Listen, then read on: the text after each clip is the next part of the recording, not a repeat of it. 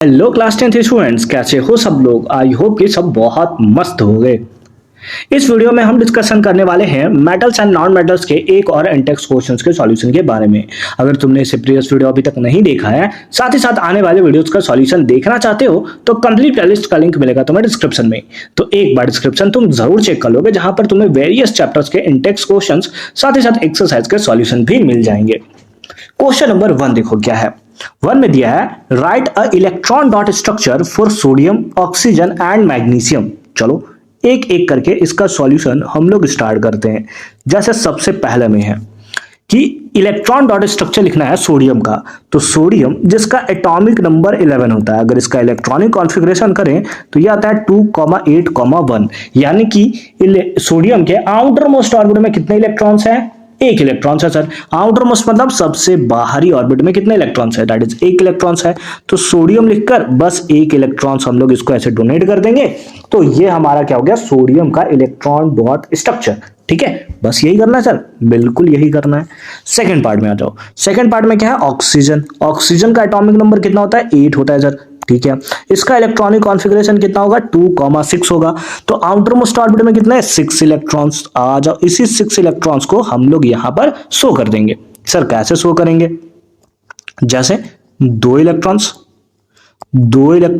है ना, 4 इलेक्ट्रॉन्स हो गए, एक ऊपर 5 हो गया, एक नीचे 6 हो गया। तो टोटल 6 इलेक्ट्रॉन्स को हम लोग कुछ इस तरीके से शो करेंगे। ठीक है, थर्ड पार्ट में आ जाओ, है ना। थर्ड पार्ट में आ जाओ। थर्ड पार्ट में क्या लिखा है? सो द फॉर्मेशन हो। ये फर्स्ट क्वेश्चन का था, है ना। ये था किसका? फर्स्ट पार्ट का। ठीक है, फर्स्ट पार्ट का। ठीक है, फिर थर्ड पार्ट में क्या है? मैग्नीशियम सर, मैग्नीशियम का एटॉमिक नंबर कितना होता है? 12।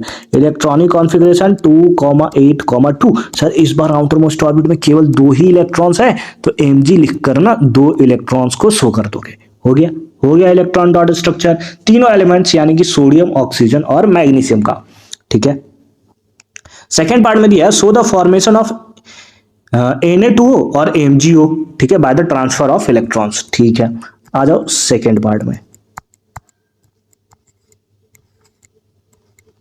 है ना। सेकेंड पार्ट में किसका किसका फॉर्मेशन बनाता है? तो एक बताना है Na2O का। Na जिसका एटॉमिक नंबर कितना होता है? 11 होता है। तो ये कितना होगा? 2,8,1। और ऑक्सीजन जिसका एटॉमिक नंबर 8 होता है, तो ये कितना होगा? 2,6। 2 कितना होगा? That is 6। ठीक है, एक सेकंड में थोड़ा सा स्पेस बना लेता हूं, ठीक है, ताकि हम लोग सबको अच्छे तरीके से सॉल्व कर पाए। ठीक है, अब इसका फॉर्मेशन बताना है तुम्हें। ठीक है, तो फॉर्मेशन के लिए तुम क्या करोगे? 2 सोडियम है तुम्हारे पास, 1 ऑक्सीजन है। ठीक है, तो ऐसा करते हैं ना कि 2 सोडियम को शो कर लेते हैं, 1 ऑक्सीजन को शो कर लेते हैं। तो ये हमने बना लिया 2 सोडियम और ये बना लिया हमने 1 ऑक्सीजन।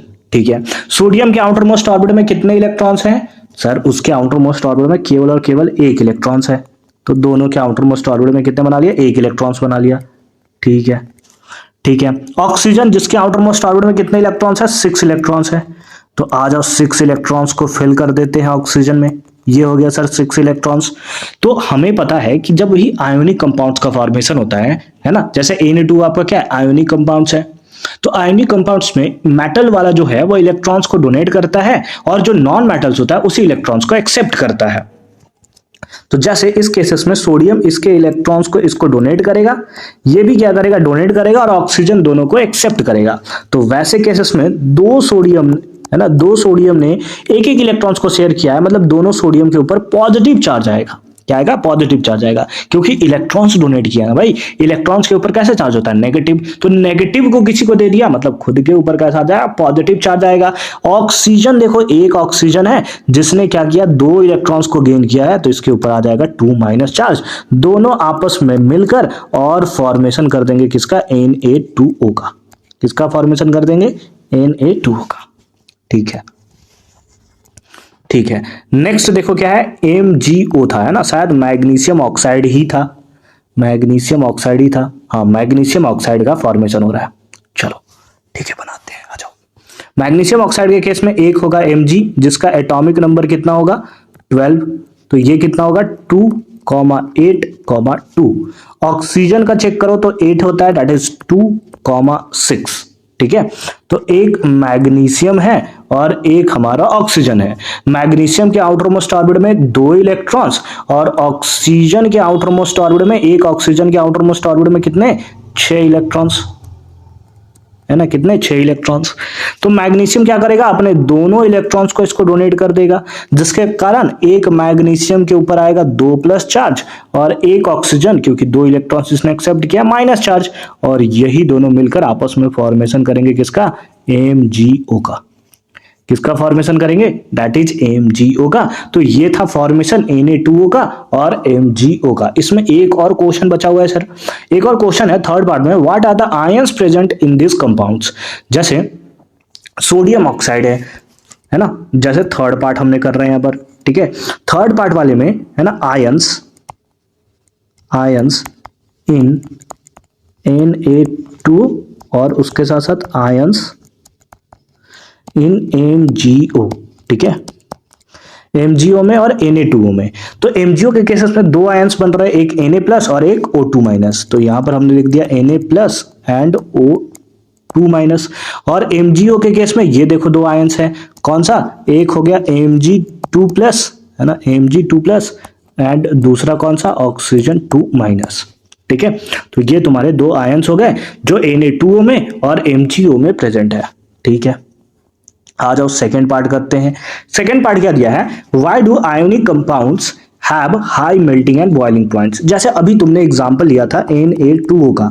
Na2O में तुमने देखा कि Na के ऊपर आया था पॉजिटिव चार्ज है ना, 2 Na के ऊपर आया था पॉजिटिव चार्ज और ऑक्सीजन के ऊपर आया था नेगेटिव चार्ज। हाँ सर, ये हमने देखा था। सर इसका हाई मेल्टिंग पॉइंट क्यों है, ये क्या आप हमें बता सकते हो। देखो रीजन क्या है, क्योंकि यहाँ पर एक के ऊपर है पॉजिटिव चार्ज और दूसरे के ऊपर कैसा है, नेगेटिव चार्ज। और पॉजिटिव नेगेटिव एक दूसरे को क्या करते हैं, अट्रैक्ट करते हैं।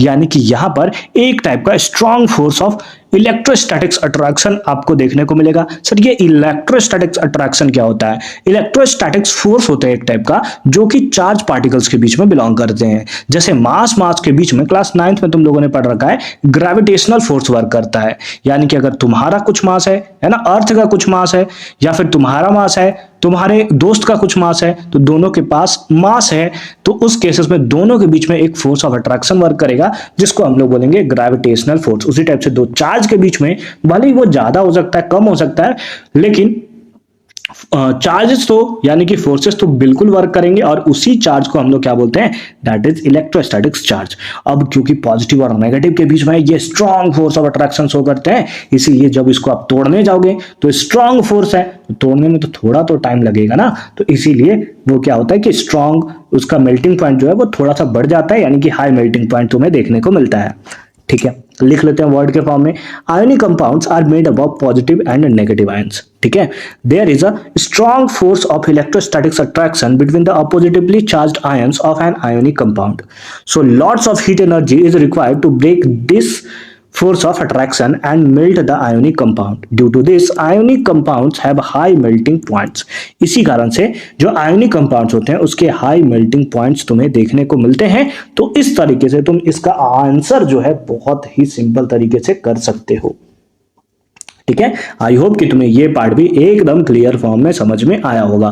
मिलते हैं अगली वीडियो में एक और इंटेक्स क्वेश्चंस के सॉल्यूशन के साथ। कंप्लीट लिस्ट का लिंक मिलेगा तुम्हें डिस्क्रिप्शन में, तो एक बार तुम डिस्क्रिप्शन जरूर चेक कर लोगे।